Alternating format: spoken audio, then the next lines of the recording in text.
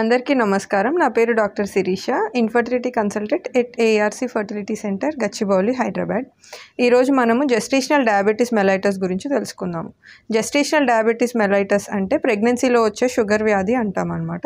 ఇది నార్మల్గా ప్రెగ్నెన్సీలో వస్తుంది, డెలివరీ అయిపోయిన తర్వాత తగ్గిపోతుంది అనమాట. దీంట్లో ఇది పేషెంట్కి జెస్టేషనల్ డయాబెటీస్ ఉంది అని మనం ఎట్లా చెప్తాము? కొన్ని పరీక్షలు చేసి షుగర్ వాల్యూస్ ఎక్కువగా ఉంటే పేషెంట్ని జీడిఎం అని డయాగ్నోస్ చేస్తాము. నార్మల్గా ప్రెగ్నెన్సీలో ఏమవుతుందంటే ప్లసెంటా ద్వారా వచ్చే హార్మోన్స్ వల్ల ఈ షుగర్ వాల్యూస్ అనేటివి పెరుగుతాయి. ఎందువల్ల అంటే ఇన్సులిన్ రెసిస్టెన్స్ అనేది వస్తుంది. బాడీలో ఇన్సులిన్ ప్రొడ్యూస్ అయినా కూడా ఈ ప్లాసెంటాలోంచి వచ్చే హార్మోన్స్ వల్ల ఆ ఇన్సులిన్ అనేది సరిగ్గా పనిచేయదు. సో వాళ్ళలో షుగర్ వాల్యూస్ అనేటివి పెరుగుతాయి. ఇది మామూలుగా 24 to 28 వీక్స్ అంటే 6th to 7th మంత్ టైంలో ఎక్కువగా పేషెంట్స్లో డయాగ్నోస్ చేయడం జరుగుతుంది. కొంతమంది పేషెంట్స్లో అంటే హై రిస్క్ ఉన్న పేషెంట్స్ అంటే లైక్ ప్రీవియస్ ప్రెగ్నెన్సీస్లో ఏమన్నా జీడిఎం ఏమన్నా ఉన్నిందా, ఆర్ ప్రీవియస్ ప్రెగ్నెన్సీస్లో బిగ్ బేబీస్ అంటే more than 4 kg బేబీస్ ఏమన్నా ఉన్నాయా, ఫ్యామిలీ హిస్టరీ ఏమన్నా ఉన్నది, ఆర్ ఒబేసిటీ, పీసీఓ, ఇట్లాంటి వాళ్ళల్లో ప్రెగ్నెంట్ అవ్వగానే మనం కొన్ని పరీక్షలు చేస్తాం. Like HbA1c, fasting blood sugar, or GTT అనే టెస్ట్ ద్వారా ఆ వాల్యూస్ ఒకవేళ హైగా ఉంటే వాళ్ళని డయాబెటీస్ అని డయాగ్నోస్ చేస్తామన్నమాట.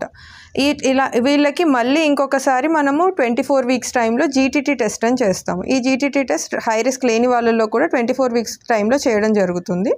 ఈ జీటీటీ టెస్ట్ ఎట్లా చేస్తాము అంటే పేషెంట్ని పరిగెడపడం అంటే ఫాస్టింగ్లో రమ్మంటాము. ఫాస్టింగ్లో ఒక షుగర్ టెస్ట్ చేసేసుకుని తర్వాత 75 grams గ్లూకోజ్ వాటర్ తాగమని చెప్తామన్నమాట. గ్లూకోజ్ వాటర్ తాగిన తర్వాత ఫస్ట్ అవర్ మళ్ళీ సెకండ్ అవర్ టెస్ట్ చేసుకొని వాల్యూస్ని బట్టి వాళ్ళకి షుగర్ ఉన్నది లేనిది మనం చెప్పడం జరుగుతుంది. సరే, ఒక పేషెంట్ వచ్చారు, షుగర్ ఉంది అని చెప్తాం. మనం ఎట్లా ట్రీట్ చేస్తాం వాళ్ళని? ఫస్ట్ అండ్ ఫార్మోస్ట్ ఒకవేళ వాళ్ళకి షుగర్ ఉన్నది అని తెలిసిన తర్వాత వాళ్ళని ఎంఎన్టీ అంటే మెడికల్ న్యూట్రిషన్ థెరపీ అనేది స్టార్ట్ చేస్తామన్నమాట. దీంట్లో ఏంటంటే పేషెంట్ని డైట్ కంట్రోల్ చేసుకోమని కౌన్సిల్ చేయడం జరుగుతుంది. ఇది ఒక 1 week to 10 days చేస్తాము. చేసిన తర్వాత పేషెంట్కి మళ్ళీ షుగర్ వాల్యూస్ చెక్ చేసుకోమని చెప్తాం, ఫాస్టింగ్ అండ్ తిన్న తర్వాత వాల్యూస్. ఈ మెడికల్ న్యూట్రిషనల్ థెరపీలో ఏం చేస్తాము అంటే పేషెంట్ని డైట్ ఎట్లా తీసుకోవాలో చెప్తాము. It's like 3 major meals and 3 minor meals or snacks తీసుకోవాలని చెప్తామన్నమాట. అంటే లైక్ బ్రేక్ఫాస్ట్ తీసుకుంటారు, బ్రేక్ఫాస్ట్ తర్వాత ఒక స్నాక్, మళ్ళీ లంచ్, మళ్ళీ ఒక స్నాక్, అండ్ మళ్ళీ డిన్నర్, అండ్ మళ్ళీ 1 snack అట్లా ఉంటుంది. వీళ్ళ డైట్లో కార్బోహైడ్రేట్ పర్సెంటేజ్ అనేది రెడ్యూస్ చేసుకోవాల్సి ఉంటుంది. షుగర్స్, హై స్వీట్ కంటెంట్ కానీ, జంక్ ఫుడ్ కానీ, ప్రాసెస్డ్ ఫుడ్స్, ఇవన్నీ ఎంత తక్కువగా వీలవుతే అంత తక్కువగా తీసుకోమని చెప్పడం జరుగుతుందన్నమాట. అండ్ ప్రోటీన్ కంటెంట్ అనేది ఎక్కువగా అంటే పప్పు దినుసులు ఇట్లాంటివి బాగా ఎక్కువ తీసుకోమని చెప్తాము. ఈ ఎంఎన్టీ ద్వారా కూడా షుగర్స్ అనేవి కంట్రోల్ అవ్వకపోతే అట్లాంటి పేషెంట్స్కి మనము మెడికేషన్స్ అనేటివి స్టార్ట్ చేస్తామన్నమాట. ఇనీషియల్గా sugar values more than normal ఉంటే ట్యాబ్లెట్స్ స్టార్ట్ చేయడం జరుగుతుంది. ఇన్ కేస్ ట్యాబ్లెట్స్తో కూడా కంట్రోల్ అవ్వకపోతే ఇన్సులిన్ ఇంజెక్షన్స్ అనేటివి స్టార్ట్ చేయడం జరుగుతుంది అనమాట.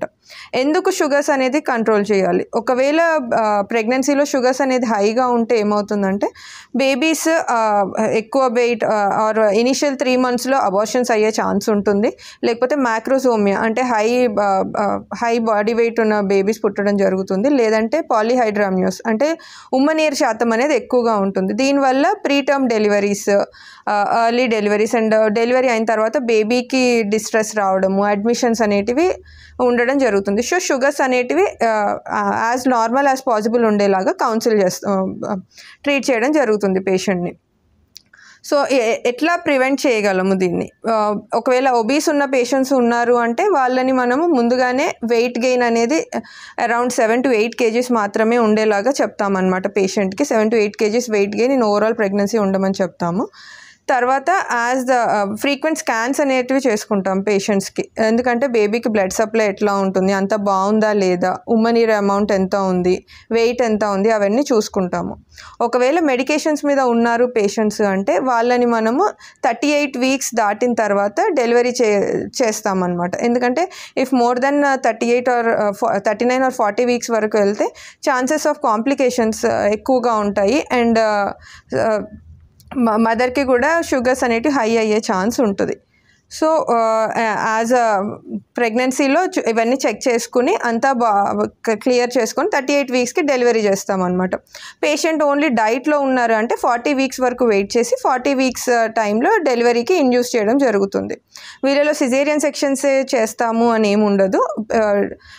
ఓన్లీ ఇఫ్ బేబీ మరీ 4 kg కంటే ఎక్కువ వెయిట్ ఉండి or abnormal presentations like breech ఇట్లాంటివి ఉంటే తప్ప సిజేరియన్ సెక్షన్స్ ఏమి కంపల్సరీగా చేయడం ఏమీ జరగదు. షుగర్స్ అనేటివి కంట్రోల్లో ఉంటే ప్రెగ్నెన్సీ నార్మల్ ప్రెగ్నెన్సీ లాగానే వెళ్ళిపోతుంది.